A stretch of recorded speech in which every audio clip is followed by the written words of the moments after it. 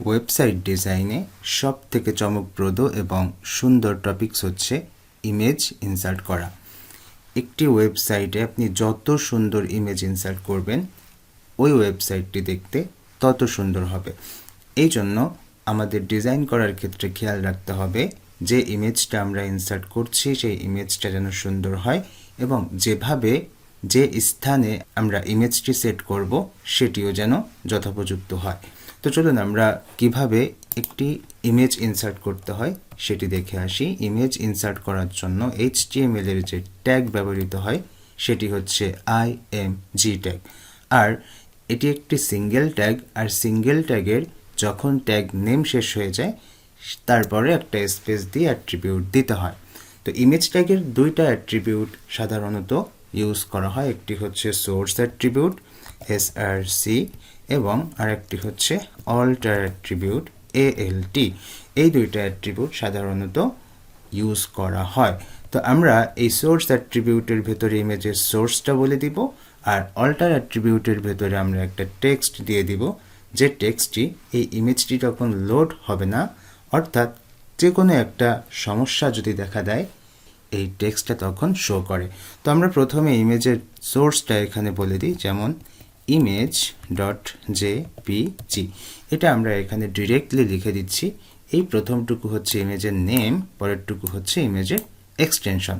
তো আমরা যেটা করতে পারি, আমাদের এই HTML ফাইলটা অর্থাৎ insertimage.html এই ফাইলটা যে ফোল্ডারে আছে এই ইমেজটাও কিন্তু সেই ফোল্ডারে থাকতে হবে, কারণ প্রথমে আমরা যেভাবে দেখাচ্ছি এইটার জন্য। তো চলুন আমরা একটু চেক করে আসি যে আমাদের এইখানে এই যে ফোল্ডারের ভেতরে আমাদের HTML ফাইলটা আছে এবং এই HTML ফাইলের পাশাপাশি আমাদের image.jpg এই ইমেজটাও কিন্তু আছে। তো যেহেতু একই ফোল্ডারের ভেতরে রয়েছে সেহেতু এইখানে এসে আমরা যদি ডিরেক্টলি ইমেজের নাম লিখে দেই তাহলে কিন্তু ইমেজটি সুন্দর করে লিঙ্ক হয়ে যাবে। তো এই জন্য আমরা যেটা করতে পারি, আমাদের এই HTML ফাইলটাকে এখন আমরা যে কোনো একটা ব্রাউজারে ওপেন করি। তো ব্রাউজারে ওপেন করে দেখতে পাচ্ছি যে আমাদের ইমেজটা কিন্তু পেয়েছে। ওকে, তো আমরা এখন যেটা করব, একটা অল্টার টেক্সট আমরা সেট করতে পারি এখানে। তো এখানে আমরা বলে দিতে পারি যে দিস ইজ অ্যান ইমেজ। ওকে, এভাবে আমরা একটা টেক্সট এখানে দিয়ে দিচ্ছি। দেওয়ার পর আমরা আমাদের ইমেজটি যেন ঠিকঠাক মতো লিঙ্ক না হয় তার জন্য আমরা ইচ্ছাকৃতভাবে একটা ভুল করে দিচ্ছি। এরপর আমরা এখানে এসে আবার যদি রিলোড দেই তো দেখতে পাচ্ছি আমাদের ইমেজটি লোড হয়নি, বাট আমাদের অল্টার টেক্সটটি লোড হয়েছে। তো অল্টার টেক্সটের যে কাজ সেটি কিন্তু আমরা এখন দেখতে পাচ্ছি, এবং এই অল্টার টেক্সটটা সার্চ ইঞ্জিন অপটিমাইজেশনেও কাজ করে। যেমন কেউ যদি এই টেক্সটটা লিখে সার্চ করে তাহলে এই ইমেজটা তার সামনে গেলেও যেতে পারে। ওকে, তো এই হচ্ছে আমাদের এই ইমেজ ইনসার্ট করার ব্যাপারটি। তো আমরা এটিকে আবার ঠিক করে দিচ্ছি, ঠিক করে দিয়ে তারপর আমরা আবার আমাদের এখানে এসে রিলোড দিলে দেখতে পাচ্ছি আমাদের ইমেজটি কিন্তু শো করছে। ইমেজ শো করলে অল্টার টেক্সট শো করে না। যদি কোনো সমস্যা দেখা দেয় সেক্ষেত্রে আমাদের এই অল্টার টেক্সটটি শো করে।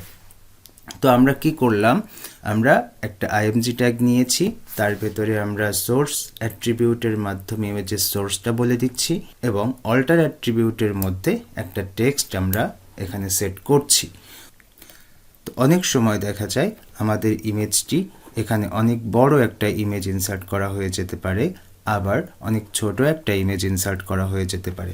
তো সেই ক্ষেত্রে আমরা এই ইমেজের উইথ হাইট কন্ট্রোল করতে পারি। তার জন্য আমরা এখানে এসে আরও একটা অ্যাট্রিবিউট সেট করতে পারি, যেটাকে আমরা বলতে পারি উইথ অ্যাট্রিবিউট। এখানে এসে আমরা আমাদের পছন্দ মতো একটা উইথ দিয়ে দিব। উইথ দিয়ে যদি আমরা আবার এখানে আসি, আসার পর যদি এখানে রিলোড দিই তো দেখতে পাচ্ছি আমাদের ইমেজটি কিন্তু এখন স্ক্রিন জুড়ে সম্পূর্ণ স্ক্রিনটা কভার করছে। আমরা যদি আরও ছোট উইথ এখান থেকে সেট করতে চাই সেটিও কিন্তু আমরা এখান থেকে করতে পারবো। যেমন আমরা এখানে 500 উইথ সেট করছি এবং Ctrl+S প্রেস করে সেভ দিচ্ছি। সেভ দেওয়ার পর তারপর আবার ব্রাউজারে গিয়ে যদি আমরা রিলোড দিই তো দেখতে পাচ্ছি আমাদের ইমেজটি কিন্তু 500 উইথ হয়েছে। তো এই যে ব্যাপারগুলো, এই ব্যাপারগুলো কিন্তু আমরা সুন্দর করে এখান থেকে দেখে নিচ্ছি। আপনারা চাইলেও এটি কিন্তু সুন্দর করে প্র্যাকটিস করতে পারেন। আমরা আজকের টিউটোরিয়াল এখানে শেষ করছি এবং আগামী টিউটোরিয়ালে ফাইল পাথ সম্পর্কে ভিডিও তৈরি করব। ইমেজটি কম্পিউটারের যে কোনো জায়গা থেকে কিভাবে আপনি এখানে লিঙ্ক করবেন, কোন সিস্টেমে লিঙ্ক করলে যে কোনো ফোল্ডার থেকে ইমেজ ইনসার্ট করা যায়, সেই পদ্ধতি কিন্তু আমরা আগামী টিউটোরিয়ালে দেখব। তো আগামী টিউটোরিয়ালের আমন্ত্রণ জানিয়ে আজ এখানেই শেষ করছি। আল্লাহ হাফিজ।